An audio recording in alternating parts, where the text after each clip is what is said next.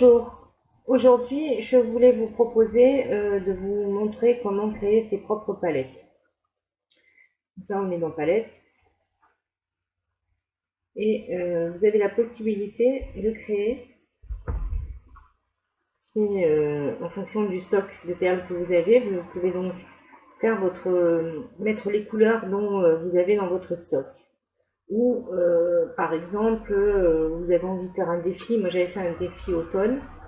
Et des couleurs étaient imposées, donc j'avais récupéré les couleurs qui étaient imposées et j'avais fait mon motif avec ces couleurs, de façon à pas sortir du cadre qui était proposé dès le départ.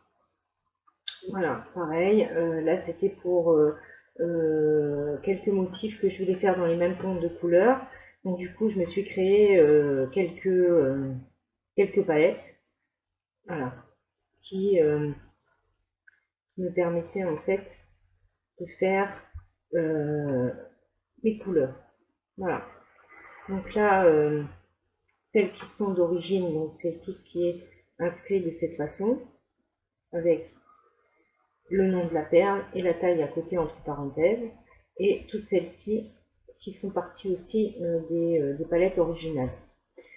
Ensuite, alors, pour faire une palette, donc on va aller dans outils, mes palettes. Là, vous voyez, j'ai créé une palette déjà. Et donc là, vous avez juste à prendre en fait la référence de vos sachets. Et dès que vous trouvez celle que vous avez, vous la prenez, vous la mettez de côté, et ainsi de suite. Voilà, tout simplement. Et ensuite, quand vous avez fini, vous validez. Et là, alors on va faire une nouvelle. Donc, supposez que vous avez vu ça, vous avez vu ça, vous avez vu ça. Après, il faut utiliser le curseur, ça ne marche pas toujours. Alors, vous partez de la DB1 et vous avez jusqu'à la DB 2396. Alors, là-dessus, vous avez certaines références qui ne vont pas forcément y être. C'est très rare puisque le logiciel BetTool fait souvent des mises à jour et notamment ces mises à jour concernent essentiellement les perles. Et voilà, vous voyez, par exemple, vous avez la 2303 et vous n'avez pas la 2304. Alors si effectivement vous avez acheté cette là aussi 2295, vous passez directement à 2301. Donc pour X ou Y raison, vous avez cette référence et qu'elle n'est pas dans la palette d'origine, à ce moment-là, vous avez aussi la possibilité de la créer. Mais ça, je vous montre après. Donc voilà, donc là, vous prenez toutes les perles que vous avez, voilà, hop, hop, voilà, et vous validez. Et là, vous validez, vous mettez le nom de la palette que vous avez donné. Ici, la description. Donc, par exemple, parce que là, vous avez vu, quand on met les palettes, c'est marqué Lyon couleur. Bon, après, c'est vrai que le descriptif ne va pas forcément sortir là. Mais vous pouvez très bien marquer que ce sont des milieux délicats, que vous en servez pour certains projets. Vous pouvez le mettre dans le nom, vous pouvez le mettre dans le descriptif. Et ensuite, quand vous allez l'enregistrer, vous allez soit donc bien sûr l'enregistrer dans les palettes, donc soit dans le stock. Donc ça, c'est surtout pour les personnes qui ont une société et qui ont besoin d'un stock, ou tout simplement dans mes palettes. Voilà, et vous validez. Et automatiquement, quand vous avez validé, vous la retrouvez ici. Voilà. Et moi ici, mes ici, vous avez vu, on a rajouté. Hop, elles sont apparues ici. Voilà. Ensuite, vous avez la possibilité d'éditer donc les palettes. L'éditeur de palette est ajouté. Donc là, bon, par référence, il met le blanc en premier. Mais là, vous pouvez en fait mettre, par exemple, donc, la couleur comme tout à l'heure où on avait 2295, vous avez la 2296, toutefois elle existe. Et là, en fait, vous avez juste à reprendre le nombre, donc la couleur, la description. Ici, vous avez la sorte, donc si c'est une color liner, un Cooper line, du gold, du silver, de l'opale, opaque, satin, transparent ou autre.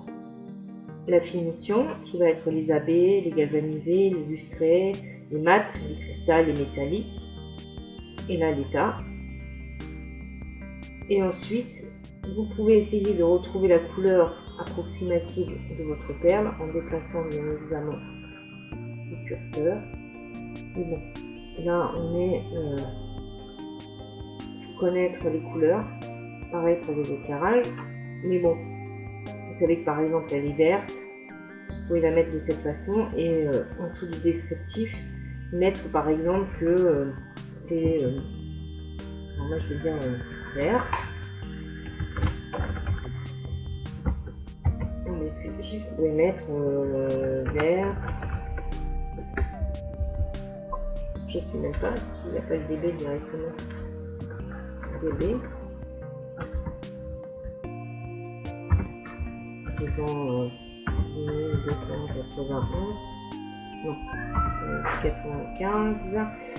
96. En descriptif, on est vert. Et vous avez la possibilité de la valider, de lui donner un nom, une description, et de la mettre dans votre stock ou dans les palettes.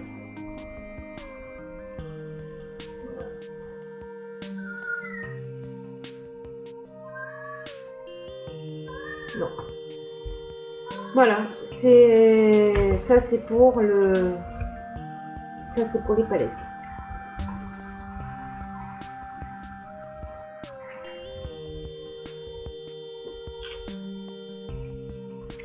Maintenant, on va voir l'enregistrement fichier.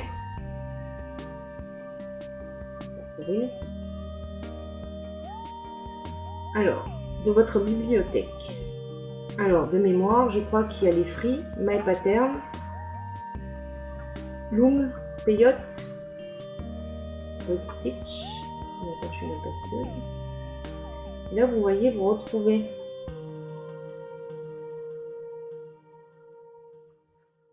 dans le stock, ce sont toutes les bases. Le custom, il n'y a rien. Et là, moi, je retrouve toutes mes palettes. Alors, si vous voulez, par exemple, celle-ci, vous voulez vous en débarrasser, vous pouvez l'effacer. Dans les autres. C'est pareil dans les palettes. Alors, vous pouvez les créer par l'outil et vous pouvez les supprimer parce qu'effectivement, vous en avez plus besoin.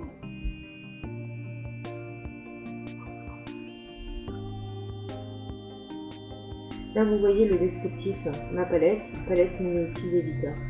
Voilà. Donc ça, après, vous pouvez faire ce que vous voulez à cet endroit-là. Donc, pareil, pour la bibliothèque, pour les motifs que vous créez. Donc, bien sûr, dans les free, vous avez ceux qui sont proposés par le logiciel. Dans les patterns, c'est les vôtres. Après, dans les brick stitch, vous pouvez mettre par exemple tous les motifs que vous avez fait en brick stitch, vous les mettez à l'intérieur, mais vous avez la possibilité aussi de créer vos propres fichiers, vos propres documents. Et donc là, à ce moment-là, vous faites un nouveau dossier, vous mettez le nom, le descriptif, et là, vous dites que vous les voulez dans les patterns. Et là, à ce moment-là, il vous valide. Non, qu'est-ce qu'on va mettre bag, par exemple. Non, j'ai déjà mis. Collier. Et donc ça, il se retrouve ici.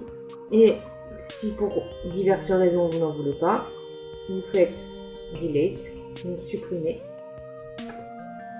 Et c'est parti. Voilà. Après, par exemple, dans vos patterns, vous vous rendez compte que vous avez mis par exemple là c'est du brick stitch, mais que vous vous rendez compte que tiens, il y a un truc qui ne va pas là-dedans, vous avez tout à fait la possibilité, par exemple dans le Peyote,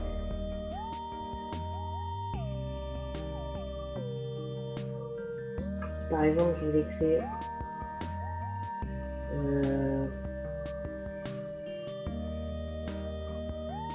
je ne sais pas, je vais créer un nouveau logiciel. Ah, je l'ai trouvé.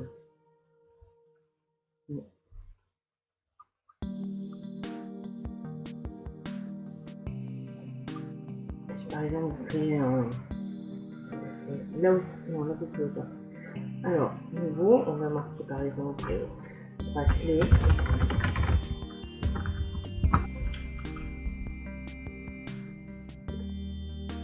On met dans pattern. Voilà.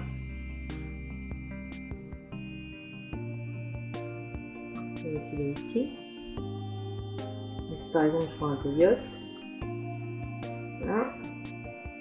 Je peux déplacer avec la souris et automatiquement il vient se mettre là. Donc c'est d'une simplicité, il n'y a pas mieux quoi.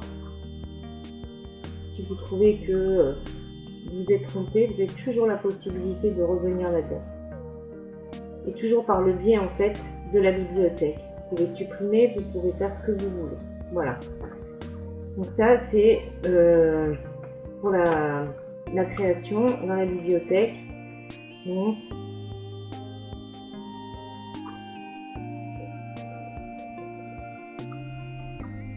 parcourir.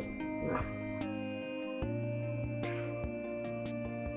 Alors, bien entendu, vous avez créé le palette de couleurs, vous avez créé vos motifs, vous les avez répertoriés, et pour X ou Y raison, vous avez un problème avec votre ordinateur, vous êtes obligé de changer d'ordi, vous avez la possibilité,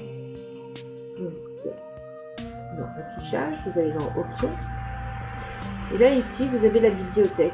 Donc la bibliothèque c'est tout ce qu'on a vu là. Vous avez la possibilité en fait de l'enregistrer, de la sauvegarder. Et après, quand si toutefois vous deviez changer d'ordinateur, vous avez toujours la possibilité de restaurer ce que vous avez enregistré. Et ce qui est vraiment génial parce que ça va vous la restaurer telle quelle. Voilà. Donc là c'est pareil, il faut parcourir, trouver un...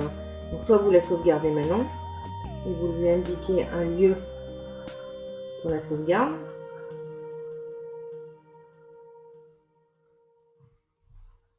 Le téléchargement.